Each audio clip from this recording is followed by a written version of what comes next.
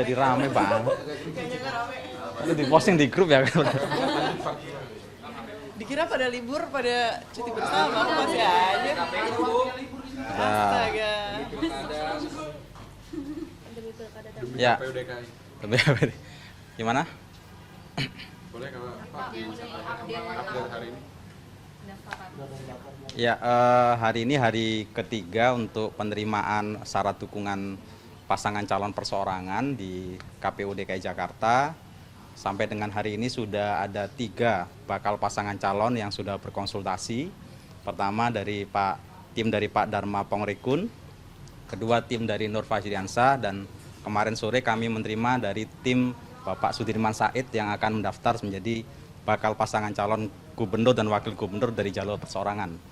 Dari 3 bakal pasangan calon tersebut sudah 2 yang mengajukan akses silon, yaitu atas nama Pak Dharma Pongrekun dan Pak Sudirman Said sudah mengajukan akses silon, dan kami menunggu sampai dengan batas akhir, yaitu hari Minggu 12 Mei pukul 23.59. Kami berharap para bakal pasangan calon yang sudah berkonsultasi ataupun sudah meminta akses silon untuk bisa segera melengkapi, ataupun bakal pasangan calon yang lain yang berminat menjadi calon gubernur dan wakil gubernur untuk Provinsi DKI Jakarta bisa sesegera mungkin melengkapi berkas dukungannya, seperti itu. Jadi belum bisa dikonfirmasi siapa aja namanya? Ya, sudah 2 orang yang sudah mengajukan akses silon ya, jadi kami akan tunggu nanti sampai dengan hari terakhir pendaftaran pasangan calon, seperti itu. Pak, itu dia ngajuin sama pasangannya atau hanya untuk cagupnya aja sih? Dua-duanya sudah mengajukan dengan pasangannya, sedangkan untuk tim dari Pak Dharma Pongrekun nanti beliau sendiri yang akan mengumumkan hari Minggu. Informasinya hari Minggu sore hari akan mendaftar secara resmi dengan bakal calon wakil gubernurnya. Sedangkan Pak Sudirman Said, beliau dengan wakilnya yaitu Pak Abdullah Mansuri. Ya, Pak Sudirman Said berpasangan dengan Bapak Abdullah Mansuri, seperti itu.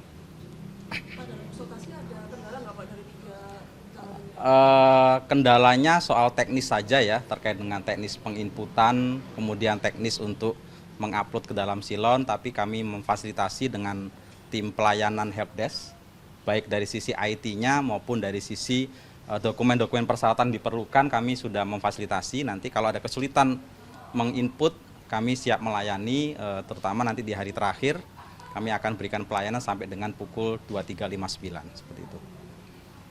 Ada lagi?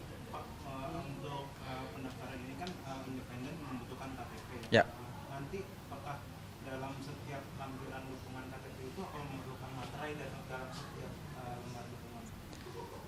Yang diperlukan hanya formulir pernyataan dukungan disertai dengan KTP dan tanda tangan dari pendukung ya. Jadi tidak memerlukan materai, seperti itu. Untuk DKI Jakarta 618.968 dukungan yang harus tersebar minimal di 4 kota kabupaten, seperti itu. Pak, ini kan sampai Minggu ya pemenuhannya. Ya. Itu kira-kira kalau belum terpenuhi apa diperpanjang, ada kemungkinan nggak atau tetap sampai Minggu aja? Jadwalnya tetap sampai dengan hari Minggu ya, tetap sampai dengan tanggal 12 ya. Nanti kami akan terima sesuai dengan jadwal.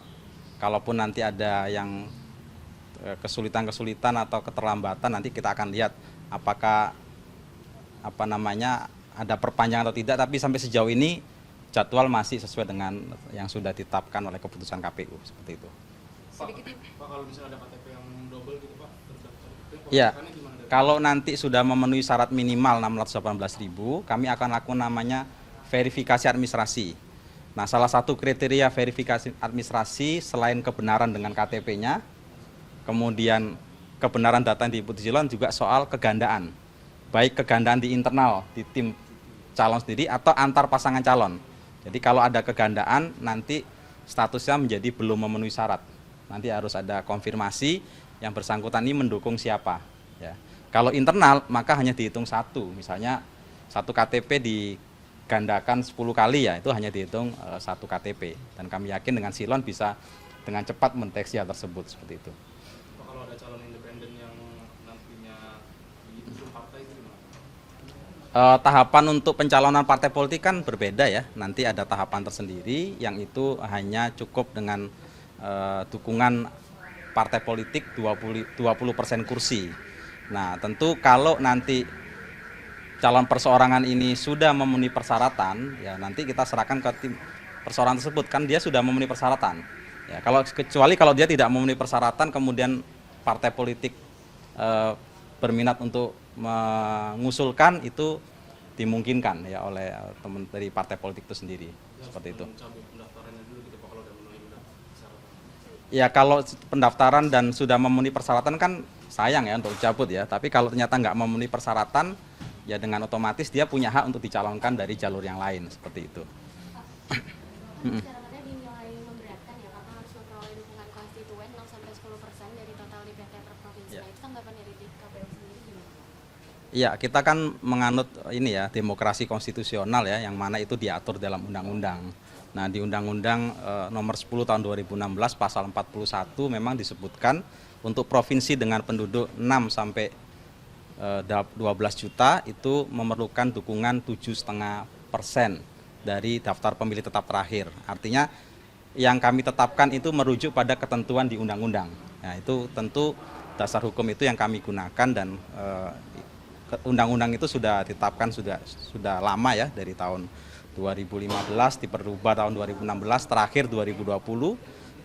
Dipandang semua orang juga sudah mengetahui hal tersebut, dan tentu kami berharap bakal pasangan calon perorangan bisa mengikuti ketentuan yang sudah ditetapkan, seperti itu. Pak, berarti ditegaskan kembali Pak, berarti sampai saat ini hanya Pak Sudirman Said dan juga Pak Dharma Pongrekun, dua itu yang sudah memenuhi syarat termasuk pengumpulan KTP sebanyak 600.000. Baru 2 pasangan calon yang sudah mengajukan akses silon, yang dalam 2-3 hari ini adalah batas akhir mereka untuk memenuhi persyaratan.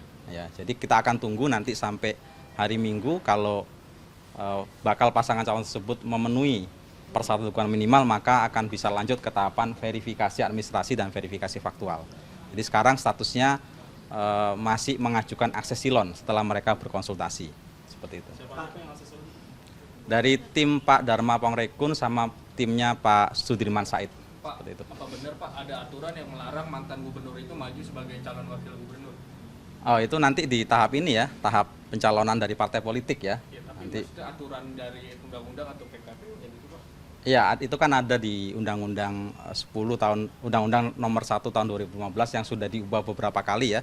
Terakhir Undang-Undang nomor 6 tahun 2020, di salah satu ketentuannya di pasal 7 ayat 2 huruf O, itu kan ditentukan bahwa syarat untuk menjadi calon gubernur itu, bagi gubernur itu tidak diperkenankan untuk maju sebagai yang pernah menjadi gubernur, tidak diperkenankan menjadi calon wakil gubernur di daerah yang sama ya. Jadi itu ada syarat dan ketentuannya di dalam undang-undang. Nanti kita akan lihat di peraturan KPU tentang pencalonan apakah ada revisi. Kalau di PKPU kan itu juga ditegaskan hal tersebut, seperti itu. Kalau daerah beda boleh berarti? Kalau daerah beda nggak ada masalah, nggak ada masalah. Pak, Gitu. waktu Ya. pendaftaran ini dianggap terlalu singkat. Ya. Dan apakah nanti itu pihak KPU juga memperbolehkan siapapun untuk melakukan revisi undang-undang ke Mahkamah Konstitusi atau seperti apa? Waktu pendaftaran calon perseorangan maksudnya? Iya. Sebenarnya juga tidak bisa dibilang terlalu singkat ya, karena kan waktunya sudah kita informasikan, kita sosialisasikan melalui PKPU nomor 2 tahun 2024 ya, tentang tahapan dan jadwal. Jadi ketentuan tersebut ketika diundangkan dianggap semua orang tahu ya. Kami berharap itu bisa dipedomani, tentu ada ruang-ruang untuk mencari keadilan pemilu melalui sengketa-sengketa proses namanya di teman-teman Bawaslu. Itu sengketa antara peserta pemilu dengan penyelenggara pemilu. Jadi artinya kalau memang ada keberatan-keberatan terhadap proses tersebut, ada ruang di teman-teman Bawaslu untuk mengajukan sengketa proses, yaitu sengketa antara penyelenggara dengan peserta pemilu, seperti itu. Pak, penegasan Pak, untuk anggota DPR, DPD, DPRD terpilih itu bisa mencalonkan sebagai kepala daerah sebelum dilantik atau harus mundur dulu? Ya, kemarin kan sudah disampaikan ya di wacana di KPU RI ya, bahwa proses tersebut itu kan di undang-undang di judicial review yang terakhir itu MK menolak gugatan secara keseluruhan bahwa calon yang terpilih yang belum dilantik itu harus mengundurkan diri, itu kan menolak Mahkamah Konstitusi. Sebenarnya tidak ada kewajiban mundur.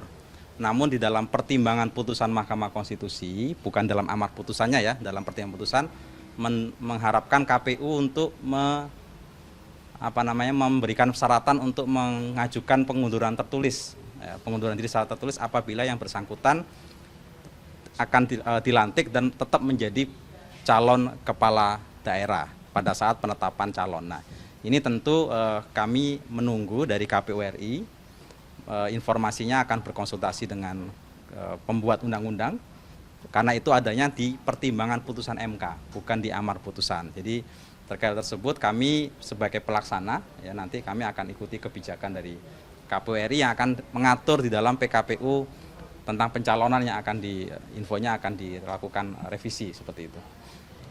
Pak, tadi kan terkait silon tadi kan masih calonnya masih memenuhi syarat. Kalau misalkan sampai minggu tidak bisa, berarti otomatis gugur ya Pak? Iya, nanti kalau dan penegasan lagi berarti dengan tadi aturan yang gubernur tidak bisa mencalonkan lagi, Pak Anies dan Pak Ahok nggak bisa mendaftarkan lagi ya Pak? Ya, sebentar, saya koreksi dulu ya. Aturan itu bukan aturan melarang mantan gubernur untuk maju lagi. Jadi di Undang-Undang tentang Pilkada yang di dalam pasal 7 ayat 2 huruf O itu adalah yang dilarang gubernur untuk mencalonkan diri menjadi wakil gubernur di daerah yang sama. Jadi bukan berarti yang pernah menjadi gubernur nggak boleh maju lagi sebagai gubernur, boleh. Tapi kalau menjadi wakil gubernur itu tidak diperbolehkan oleh undang-undang, seperti itu. Nah, yang kedua, kalau nanti tidak memenuhi persyaratan pada saat pendaftaran, misalkan syarat dukungan minimalnya kurang dari 618.000, maka ya kami akan terbitkan berita acara untuk dikembalikan penerimaan dukungannya atau tidak kami terima, seperti itu. Nah, itu tahapannya nanti akan kami lakukan pada saat penerimaan dukungan, seperti itu. Udah jelas ya, cukup ya semua. Oke. Thank you, makasih. Thank you ya teman-teman ya. Makasih ya, libur-libur udah datang.